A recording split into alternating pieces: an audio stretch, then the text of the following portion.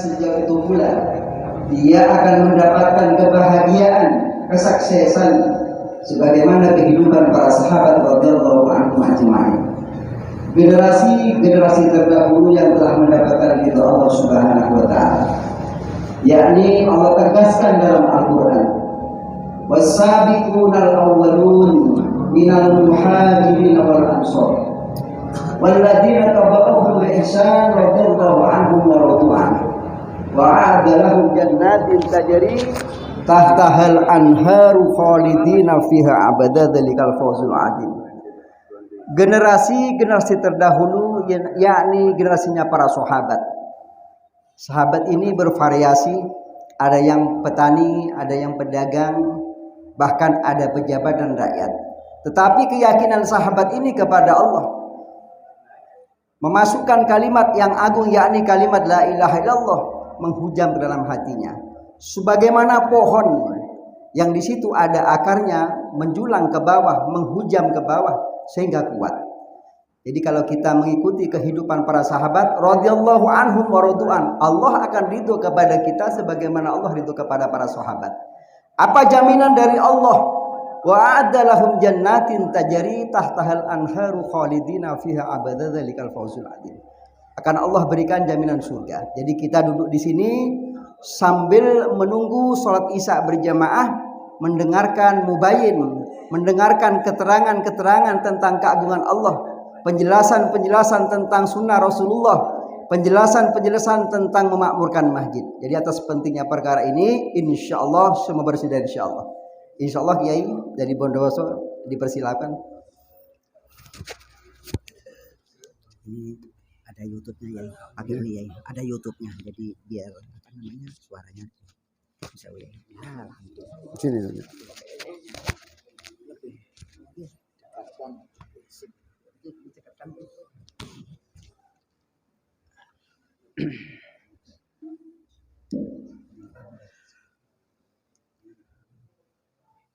Assalamualaikum warahmatullahi wabarakatuh. Bismillahi masyaallah, la yasukul khaira illallah. Bismillahi masyaallah, la yasrifu su'a illallah. Bismillahi masyaallah, ma kana min nikmatin fa minallah. Bismillahi masyaallah, la haula wala quwata illa billah. Innal hamdalillah nahmaduhu wa nasta'inuhu wa nastaghfiruh wa nastahdi wa nartasidu wa nu'minu bihi wa natawakkalu alayhi wa na'udzu billahi min shururi anfusina wa min sayyiati a'malina. Man yahdihillahu fala mudilla lahu wa man yudlil fala hadiya lahu. Ashhadu an la ilaha illallah wahdahu la sharika lahu wa ashhadu anna sayyidana wa habibana wa maulana Muhammadan abduhu wa rasuluhu la nabiyya ba'dahu. Allahumma salli wa sallim ala sayyidina wa habibina wa shafina wa qurrati ayunina wa tabibi qulubina wa maulana Muhammad. Faqad qala jalla sanuhu, a'udzu billahi minasy syaithanir rajim. Ya ayyuhalladzina amanu taqullaha wa qulu qawlan sadida yuslih lakum a'malakum wa yaghfir lakum dhunubakum wa may yuti'illaha wa rasulahu faqad faza fawzan 'azima. Wa qala aidan وما كان لمؤمن ولا مؤمنة إذا قضى الله ورسوله أمرا أن يكون لهم الخيانة من أمرهم ومن يعص الله ورسوله فقد ضل ضلالا مبينا. وقال النبي صلى الله عليه وسلم المؤمنون حينون لينون كالجمل الآنف إن كيد انقاد وإن أنيه على صخرة استنى. وقال أيضا المؤمنون يألف ويؤلف ولا خيرا فيما لا يألف ولا يؤلف وخير الناس أنفعهم للناس. الحديث أو كما قال رسول الله صلى الله عليه وآله وسلم صدق الله العظيم وصدق رسوله النبي الكريم ونحن على ذلك من الشاهدين والشاكرين والحمد لله رب العالمين. أما بعد, jamaah salat maghrib rahimakumullah,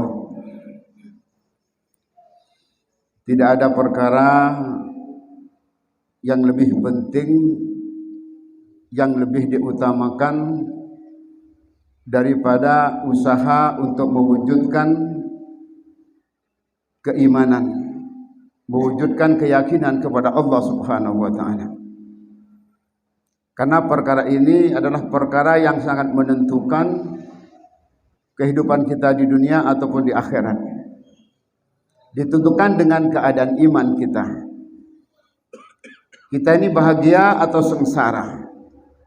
Kita ini sukses atau gagal tergantung daripada keadaan iman kita.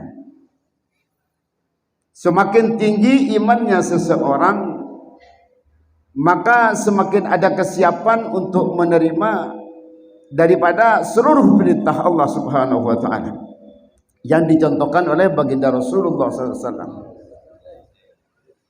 Semakin tinggi imannya seseorang, maka akan timbul dalam hatinya yang pertama adalah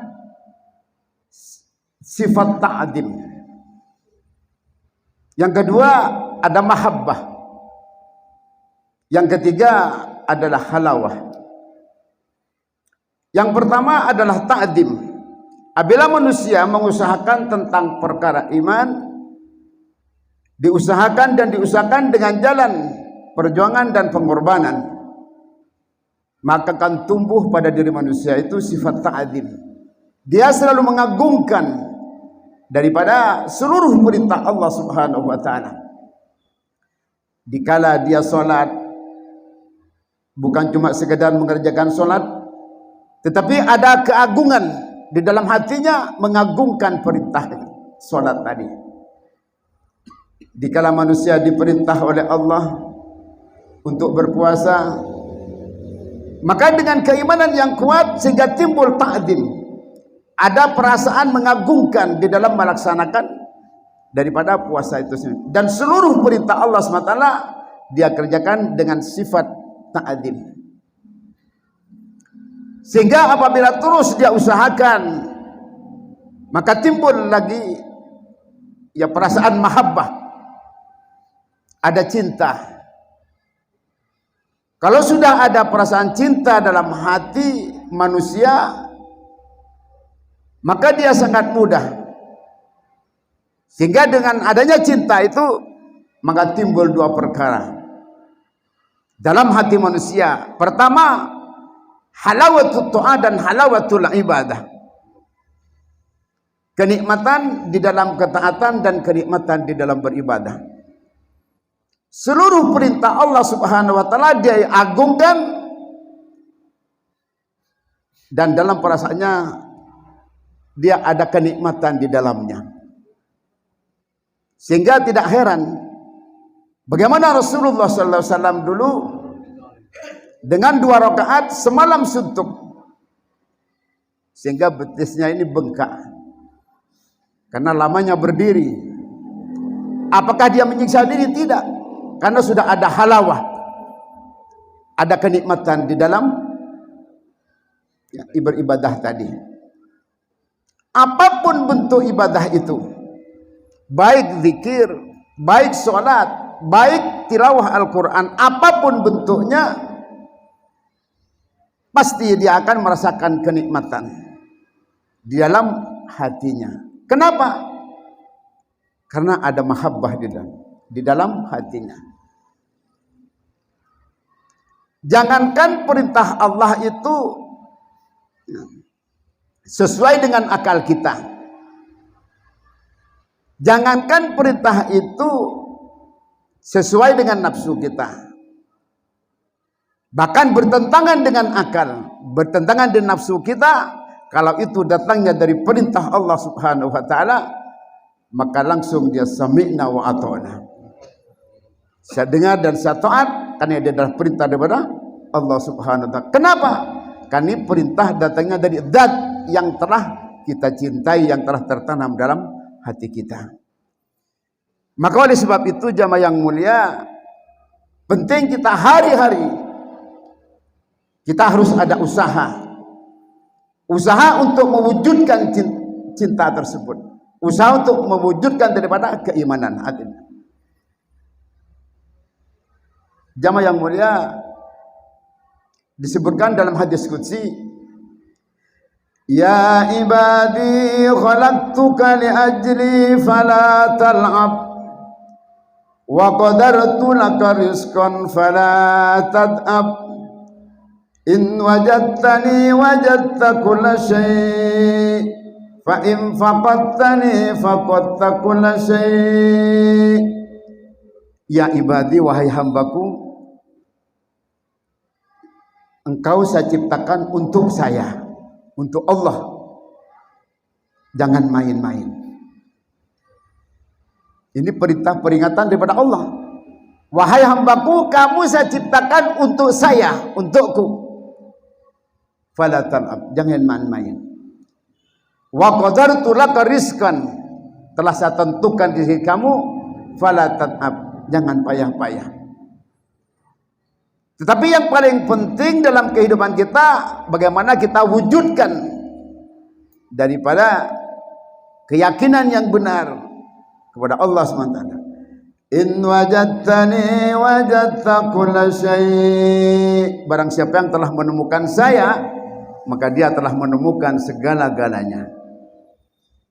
Tetapi manakala dia telah kehilangan saya, maka dia akan kehilangan segala-galanya. Hadirin yang mulia, maka penting hadirin yang mulia. Jadi sehingga Rasulullah sallallahu alaihi wasallam ini, bagaimana seluruh para sahabat ini ditarbiyah oleh baginda Rasulullah untuk mewujudkan daripada iman tersebut. Kalimatul iman, la ilaha illallah. Tetapi tidak cukup kita ucapkan dengan lisan. Al-iman wa iqrarum bil lisan wa tasdiqum bil qalbi wa amalum bil arkan. Iman itu diikrarkan dengan lisan, dengan ucapan la ilaha illallah, dan membenarkan di dalam hati kita dan diwujudkan dalam seluruh tingkah laku kita. Bagaimana amal-amal kita ini sesuai, aktivitas kita ini sesuai dengan kalimat la ilaha illallah. Maka hadirin yang mulia yang dimuliakan Allah Subhanahu wa taala, dalam hadis qudsi yang lain Allah Subhanahu wa taala telah peringatkan kita, nahnu narzuquka kulla yaumin wa anta tahzanu. Saya yang telah menjamin rezeki kamu setiap hari, tetap kamu dalam keadaan susah. Wa nunakkisu umurika kulla yaumin wa anta tafrahu. Saya kurangi usia kamu, umur kamu setiap hari, tetapi kamu dalam keadaan tertawa. Seakan-akan kita ini tidak ada beban. Seakan-akan kita sudah ada jaminan daripada Allah Subhanahu wa taala bahwa kita ini adalah ahli surga. Sudah ada jaminan. Padahal hadirin yang mulia, bagaimana sih kisah daripada Sayyidina Abu Bakar As-Siddiq? Telah mendapatkan salam dari Allah Subhanahu wa taala lewat malaikat Jibril, tetapi masih khawatir dengan keadaan keimannya. termasuk 10 sahabat yang telah dikabarkan, yang telah dijamin surganya. Asyara mubasysyar fil jannah. 10 sahabat yang telah diberi kabar gembira bahwa 10 sahabat ini telah dijamin surganya, disiapkan surganya oleh Allah SWT. Tetapi yang 10 ini hadirin yang mulia, bukan tambah santai-santai, tetap berusaha dan berusaha untuk mewujudkan keyakinan, keimanan kepada Allah Subhanahu wa ta'ala. Maka hadirin yang mulia, maka penting Allah telah kirimkan tanda-tanda kebesarannya. Bagaimana Allah ciptakan langit, ciptakan bumi, ciptakan masa, lautan, segala macam bentuk makhluk. Ini merupakan hadirin yang mulia sarana untuk meningkatkan keimanan kepada Allah Subhanahu wa taala, meningkatkan keyakinan kepada Allah Subhanahu wa taala. Sebab hadirin yang mulia, tempat untuk menyempurnakan iman ini adalah di dunia. Dan orang akan tahu nilainya iman apabila sudah ada dalam kubur, hadirin. Baru tahu nilainya iman, bahwa iman itu adalah segala-galanya, lebih penting daripada segala-galanya hadirin. Maka penting hadirin yang mulia, kita terus berusaha dan berusaha diiringi dengan mengharap daripada rahmat Allah Subhanahu wa taala. Karena ciri-ciri orang yang beriman ada 2 perkara hadirin yang mulia. Pertama ada roja, 2 khauf. Roja ini mengharap, terus mengharap rahmat daripada Allah Subhanahu wa taala, mengharap ampunan daripada Allah, mengharap hidayah daripada Allah Subhanahu wa taala. Terus mengharap dan penuh harap hadirin yang mulia. Inilah ciri-ciri orang yang beriman hadirin yang mulia. Maka timbul dalam hatinya sifat raja. Yang kedua khauf. Ada perasaan takut kepada Allah. Takut tidak diterima, takut segala macam itu, ini ada perasaan takut. Maka dikatakan hadirin, tidak akan timbul 2 ketakutan bagi manusia. Kalau manusia di dunia sudah ada perasaan takut, maka di akhirat akan dicabut perasaan takut tadi. Tapi kalau di dunia kita merasakan tenang hadirin, tidak ada perasaan takut, maka nanti di akhirat dia akan Allah tanamkan rasa takut yang sangat luar biasa hadirin.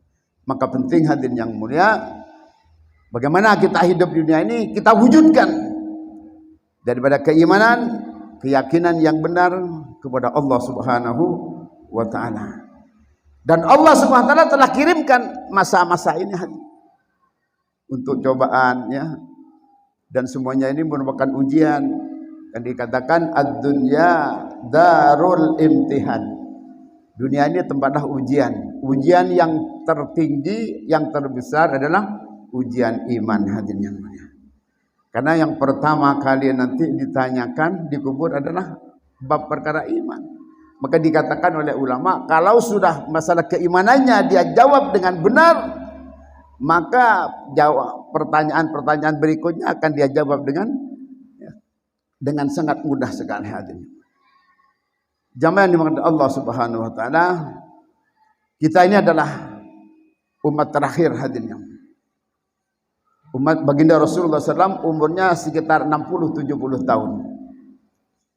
Tetapi walaupun umurnya pendek, Allah berikan amalan yang sangat luar biasa, yang bisa mengantarkan daripada umat akhir zaman ini pada puncak tertinggi nanti di akhiratnya Allah Subhanahu wa taala.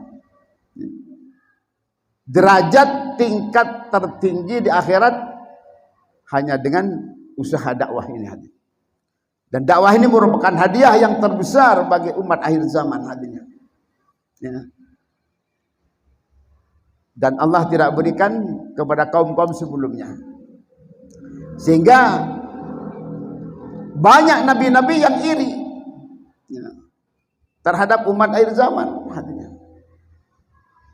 Nanti di akhirat para malaikat, para nabi akan iri kepada umat akhir zaman yang ambil usaha dakwah ini, yang mana dalam hidupnya dia tumpahkan seluruh kehidupannya untuk mewujudkan agama, hadirin yang mulia.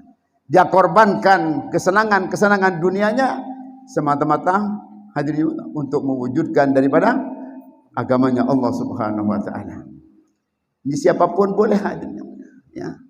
Jadi terus kita berdakwah sampai Allah memberikan kepahaman terhadap agama. Jangan menunggu pahamnya, ya. Saya belum paham, saya tidak akan berdakwah. Kita terus berdakwah sehingga Allah akan berikan kepahaman. Yang memberikan kepahaman itu adalah Allah Subhanahu wa taala. Hadirin yang mulia Allah Subhanahu wa taala. Oleh sebab itu hadirin yang mulia, bagaimana bentuk syukur kita kepada Allah kalau kita menyadari terhadap hadiah yang terbesar ini? Kalau kita fikir, ya, dengan hati yang dalam, hadirin, bahwa usaha dakwah ini usaha mengantarkan manusia kepada derajat tertinggi nanti di akhirnya Allah Subhanahu wa taala. Oh, di desa kami yang masih sedikit yang ikut, tidak ada yang siap untuk ikut. Usaha dakwah ini hadirin mulia tidak bisa diukur dengan nilai-nilai dunia. Coba contoh sekarang, kalau perkara garam, murah garam, setiap dapur pasti ada garam. Kenapa? Karena murah. Emas sekarang, tidak setiap rumah ada emasnya, tertentu saja. Apalagi berlian, apalagi intan, hadirin yang mulia. Mungkin satu kecamatan mungkin hanya beberapa orang yang memiliki intan berlian. Kenapa? Karena mahal, hadirin. Tidak semua orang mempunyai intan berlian. Begitu juga usaha dakwah, hadirin. Kita jangan terpengaruh dengan karena saya sudah sekian tahun ikut dakwah, saya masih sendirian, tidak ada yang siap untuk ikut. Terus kita jalani, hadirin yang mulia. Dan Allah nanti yang akan memberikan paham kepada saudara-saudara kita, hadirin yang mulia.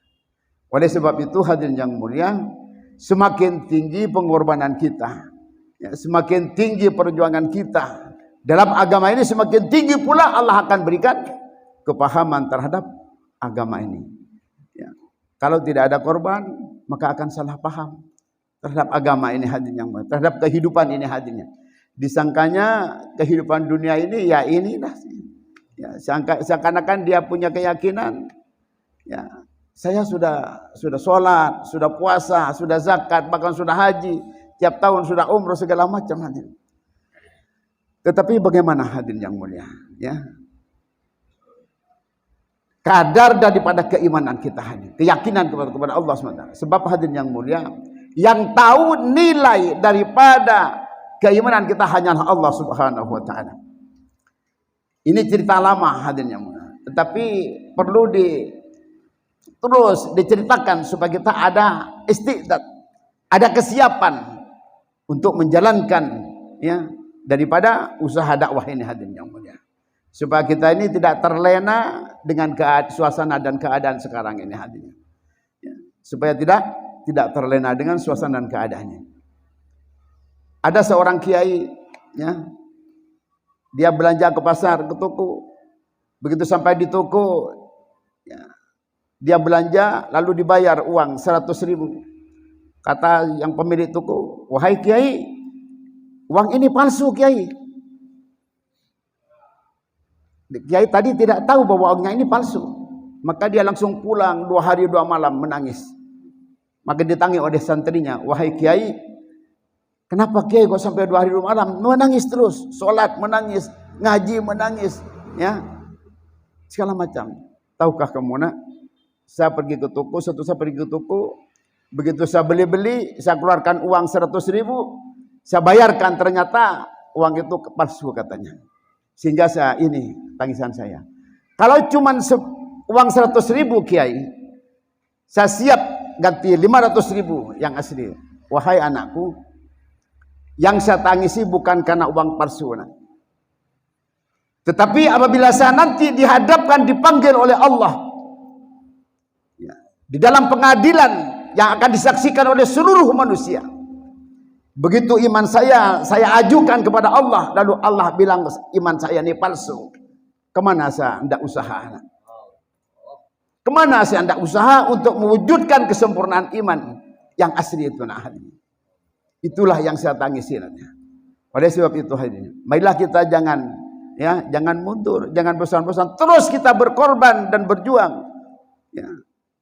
Untuk mewujudkan agama sehingga Allah tanamkan daripada keimanan kepada kita semua hadirin. Semakin tinggi kita berkorban di jalan Allah, semakin tinggi Allah akan berikan keimanan kepada kita. Lan tanalul birra hatta tunfiqu mimma tuhibbun. Itu ya, sekali-kali kamu tidak akan sampai kepada albirrun sebelum kamu menginfakkan perkara yang kamu cintai. Manusia memang cinta Pak, dengan nafsunya, dengan perempuan, hewan, peliharaan, perkebunan, segala macam bentuk hati. Tetapi yang Allah minta itu bukan seluruhnya, sebagian korbankan. Ya. Kalau kita sudah berkorban, maka Allah akan berikan yang namanya albirrun. Laisal birra an tuwallu wujuhakum qibalal masyriqi wal maghribi walakinnal birra man amana billah ila akhiril ayat. Bukan dikatakan albirrun bila kamu hadapkan wajah kamu ke arah timur dan barat, tetapi yang dikatakan albirrun kamu beriman kepada Allah Subhanahu wa taala. Kapan Allah akan berikan albirrun? Ya, apabila kita itu siap untuk mengorbankan diri dan harta untuk agamanya Allah Subhanahu wa taala. Insyaallah semua niat hadirin. Maka atas pentingnya perkara ini hadirin, siapa yang niat insyaallah hadirin. Insyaallah. Lebih jauh Pak, insyaallah Pak. Lebih jauh. Yang niat insyaallah kalau kita niat sungguh-sungguh akan diberikan oleh Allah. Insyaallah Pak. Kita niat sungguh-sungguh Pak ya.